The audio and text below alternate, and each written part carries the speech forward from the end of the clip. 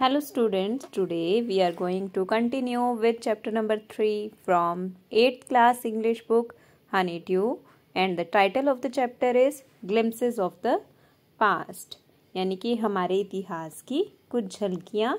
हमने इस चैप्टर में पढ़ना है कि 1757 यानी कि 1757 से 1857 के बीच ऐसी कौन सी घटनाएं हुई थी जिनकी वजह से हमने अपनी फर्स्ट वॉर ऑफ इंडिपेंडेंस लड़ी थी। So we have read about British invasion in India और फिर हमारे जो सोशल रिलीजियस लीडर्स थे वो समाज में क्या भ्रांतियां फैला रहे थे, और इसके साथ साथ हमने पढ़ा था राजा राम मोहन राय का contribution. Today we will start with this part 5 operation. Operation मतलब दमन। अब अंग्रेजों ने क्या था, दमन की नीति अपनाई, वो भारतीयों को दबाते चले जा रहे थे। तो क्या हो रहा था उस टाइम ड्यूरेशन पर, but the British continue to oppress Indians. In 1818 they passed regulation 3 under it an Indian could be jailed without trial in a court. पर ब्रिटिशर्स जो थे वो भारतीयों को दबा ही रहे थे, और इसी सिलसिले में उन्होंने एक लॉ पास किया 1818 में, रेगुलेशन 3, जिसके अंडर कि अगर कोई भारतीय है तो उसे बिना ट्रायल के ही, कोर्ट में ट्रायल दिए बिना ही उसे जेल में भेज दिया जाता था। यानी कि उसकी कोई पहले सुनवाई नहीं होती थी, उसके ऊपर जो क्राइम है वो प्रूफ हुआ है या नहीं हुआ है, उसे जेल में भेजा जा सकता था। यानी कि शक के बिना पर उसे जेल भेज दिया जाता था, यानी कि उसके अपने फेवर में कुछ कहने का मौका नहीं दिया जाता था एक इंडियन को। All the time British officers in India Drew big salaries and also made Fortune in private business. अब ब्रिटिशर्स जो थे वो बहुत मोटी सैलरीज लेते थे, उनकी सैलरीज बहुत ज़्यादा थी in comparison to Indian workers, और इसके अलावा वो अपने प्राइवेट बिजनेस भी रन कर रहे थे जिससे वो पैसा ही पैसा कमा रहे थे। By 1829, Britain was exporting British goods worth 7 crore rupees to India. 1829 तक ब्रिटेन ने ब्रिटिश गुड्स जो हैं, जो ब्रिटेन का बना हुआ सामान था, जिसकी वर्थ क्या थी 7 करोड़ रुपीस का सामान इंडिया में भेज दिया था 1829 तक। British prospered on the company's loot while Indian industries began to die. अब ब्रिटिशर्स जो थे वो प्रॉस्परस होते जा रहे थे, अमीर होते जा रहे थे, और जो भारतीय उद्योग थे वो धीरे धीरे खत्म होते जा रहे थे। The governor general Bentinck reported back home the bones of cotton weavers are bleaching the plains of India. अब जो गवर्नर जनरल बेंटिंग थे तो उन्होंने, जब वो ब्रिटेन गए तो उन्होंने एक नोट लिखा जिसमें उन्होंने लिखा कि जो भारतीय सूत काटने वाले हैं वो अपने पसीने से अपनी हड्डियां गलाकर धरती को सफेद कर रहे हैं, यानी कि वो मेहनत कर रहे हैं पर उनको उसका पूरा रिवॉर्ड नहीं मिल रहा।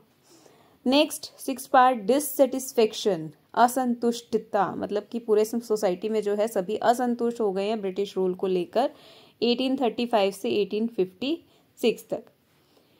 Education in India was in Persian and Sanskrit. In 1835 Englishman named Macaulay suggested a change.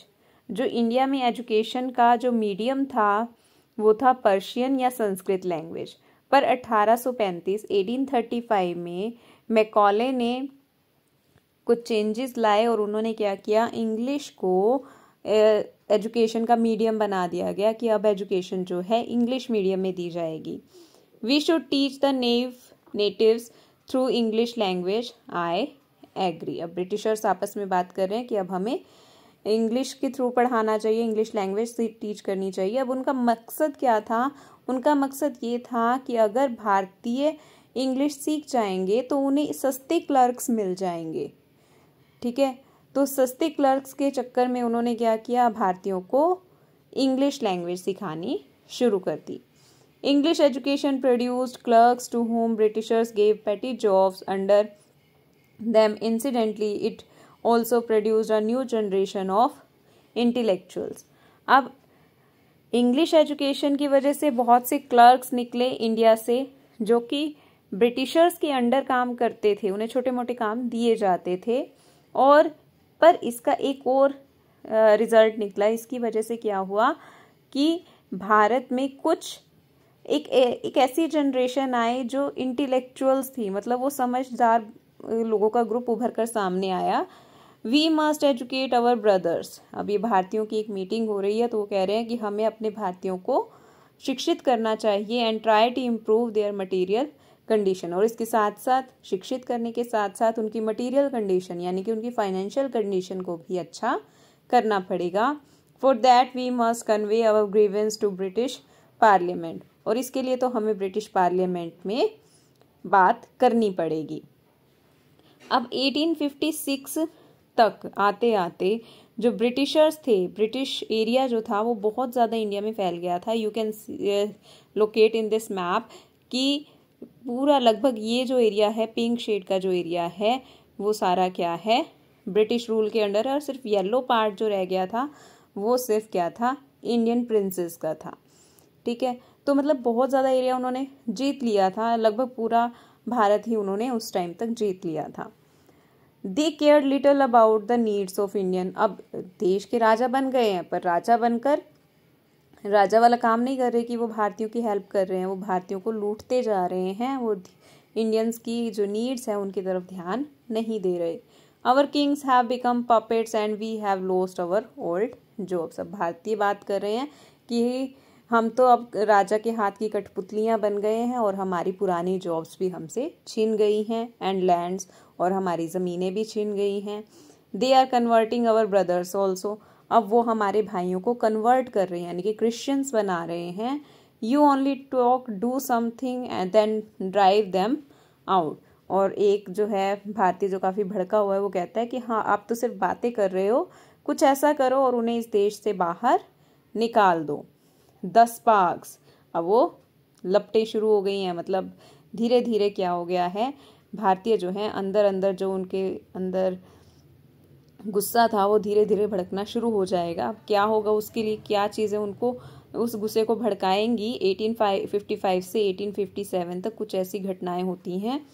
Taxes continue to ruin peasants in Bengal. Santhals who had lost their lands under new land rules become desperate।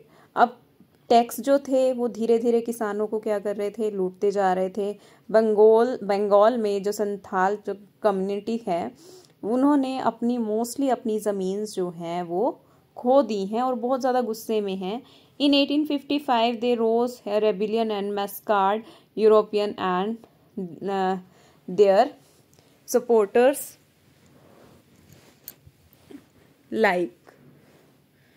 Alike. अब क्या हो गया कि जो वो बहुत ज़्यादा गुस्से में हैं, और 1855 में क्या होता है, वहाँ पर एक रेबिलियन होता है कि विद्रोह टाइप की चीज़ होती है, और एक हत्याकांड, मस्कार्ड होता है, हत्याकांड, जिसमें बहुत से यूरोपियंस को मारा जाता है और उनके सपोर्टर्स भी कई लोग मारे जाते हैं इस पूरे झगड़े में। Discontent was brewing in east India company army also. और अब आर्मी में भारतीय भी कई सैनिक हैं, तो वहां पर भी क्या हो रहा है, ऐसी ही डिससेटिस्फेक्शन बढ़ती जा रही है। The white soldiers gets huge pay mansions to live in servants. और जो वाइट सोल्जर्स थे उनको तो अच्छी सैलरीज मिल रही थी, अच्छी जगहों पर वो रह रहे थे। While we get a pittance and slow promotion. और जबकि इंडियंस जो थे उन्हें गेट अ पिटेंस, जो पारिश्रमिक था तो वो भी कम दिया जाता था, जो उनकी सैलरी थी वो भी कम थी, और उनको प्रमोशन भी नहीं मिल रहा था। The Angrez ask us to cross the sea which is against our religion who is topi wala to abolish our old age customs. अब इंडियंस कह रहे हैं कि हमें तो अब समुद्र पार करने के लिए भी बोलते हैं, जो कि हमारे धर्म के अगेंस्ट हैं, और इसी से जो भारतीय हैं वो काफ़ी भड़के हुए हैं। We must drive out the Angrez. हमें अंग्रेज़ों को भारत से बाहर निकालना है।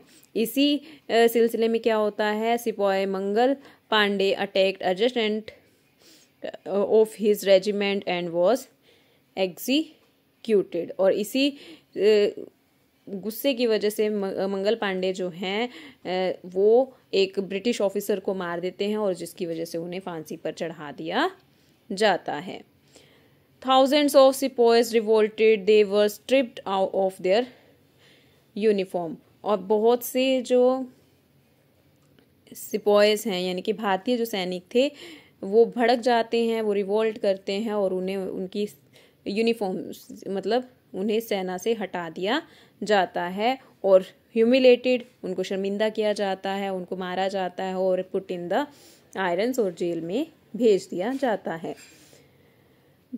Few Englishmen had cared to understand Indian customs or people's mind। बहुत कम ऐसे अंग्रेज थे जो कि भारतीयों की कंडीशंस को समझते थे, उनके रीति रिवाजों को समझते थे। O proud Brahmin soldiers, do you know that the grease on the bullets you have to bite is made up from the fat of cows and pig. अब जो समझते थे इस चीज़ को कि भारतीय कस्टम्स या रीति रिवाज क्या हैं, तो उनमें से किसी एक ने एक सिपाही को बताया कि ब्राह्मण सोल्जर कि जो तुम कारतूस यूज़ करते हो, जो बुलेट तुम यूज़ करते हो और जिसे तुम मुंह से छिलते हो, उसके ऊपर क्या लगा हुआ है, गाय और पिग्स की चर्बी लगी हुई है, मांस लगा हुआ है। तो जो इंडियन सोल्जर है वो हैरान हो जाता है, what the white man has deceived us too. और वो कहता है, जो इंडियन सोल्जर है वो कहता है कि अंग्रेज़ों ने हमें इस चीज़ में भी धोखा दिया है। मतलब वो बहुत ज़्यादा गुस्सा हो गए हैं ब्रिटिश रूलर्स से। Soon chapatis were sent from village to village to tell the people that emperor would want their service और yes all my village man will be ready। अब क्या हुआ, धीरे धीरे जो ये विद्रोह है वो पूरे इंडिया में फैलने लग गया और धीरे धीरे हर जगह पर इस चीज़ की खबर पहुंचने लगी है। Similarly lotus flower circulated among soldiers. और इसी तरह से भारतीय सोल्जर्स में लोटस फ्लावर को डिस्ट्रीब्यूट किया जाता है। अब लोटस फ्लावर का क्या सिंबल है, उसका सिंबल है रीबर्थ, यानी कि अब उन्हें एक नया जन्म लेना है, नए तरीके से नए सिरे से अपने लिए अपने अधिकारों के लिए लड़ना है। Death to the foreigners, the masses gave all help and shelter to the patriots. और पूरे लोगों ने, जो सोल्जर्स थे, उनको पूरी हेल्प की, उनको शेल्टर दिया। ठीक है, मतलब अब रिवोल्ट जो है धीरे धीरे शुरू हो रहा है। देन रिवोल्ट इन 1857, 1857 में रिवोल्ट होता है। Then there was a violent outbreak in Meerut. शुरू कहाँ से होता है, मेरठ से शुरू होता है। The sepoy March two Delhi, और वहाँ से सिपाही जो हैं दिल्ली की तरफ बढ़ते हैं। Long live our emperor Bahadur Shah. और उस टाइम पर जो लास्ट मुगल बादशाह थे बहादुर शाह, वो गद्दी पर बैठे हुए थे और लोग जो हैं उनका सपोर्ट कर रहे थे कि ही शुड अमर रहे या जो भी। ठीक है, द रेबिलियन स्प्रेड वाइडर, और इस तरह से जो विद्रोह है वो फैलता ही जा रहा था। Many landlords had lost their lands because of British policies, they were sore. और इसी तरह से जो लैंडलॉर्ड्स थे, अब वो उनकी ज़मीनें चली गई, क्योंकि ब्रिटिशर्स जो थे वो उनके अलग ही लॉज थे, अलग ही कानून थे और वो भारतीयों की ज़मीनें छीनते जा रहे थे। तो इस वजह से जो वो ज़मींदार थे वो भी अंग्रेज़ों के अगेंस्ट हो गए थे। यानी कि सोसाइटी में बहुत से लोग ऐसे थे अब जो अंग्रेज़ों के अगेंस्ट हो गए। हमारे सोल्जर्स जो थे, इंडियन सोल्जर्स, वो अंग्रेज़ों के अगेंस्ट हो गए। हमारे जो किसान थे वो अंग्रेज़ों के अगेंस्ट हो गए। हमारे जो पूंजीपति जो लोग थे वो भी अंग्रेज़ों के अगेंस्ट हो गए। जो छोटे छोटे राजा थे सभी जो थे अगेंस्ट हो गए। तो जो रिवोल्ट था वो बहुत जगहों पर फैल गया था। The white man's rule must end yes we will help you. अब पूंजीपति भी कह रहे हैं कि अंग्रेज़ों का जो शासन है वो समाप्त होना चाहिए, ख़त्म होना चाहिए। और जो पूंजीपति हैं वो कहते हैं कि हाँ, हम तुम्हारे साथ हैं। Many formers rule the fight for freedom 1857 में अब लड़ाई कैसी है। Many farmer rulers like Begum Hazrat Mahal of Lucknow व बिटर। अब कई जो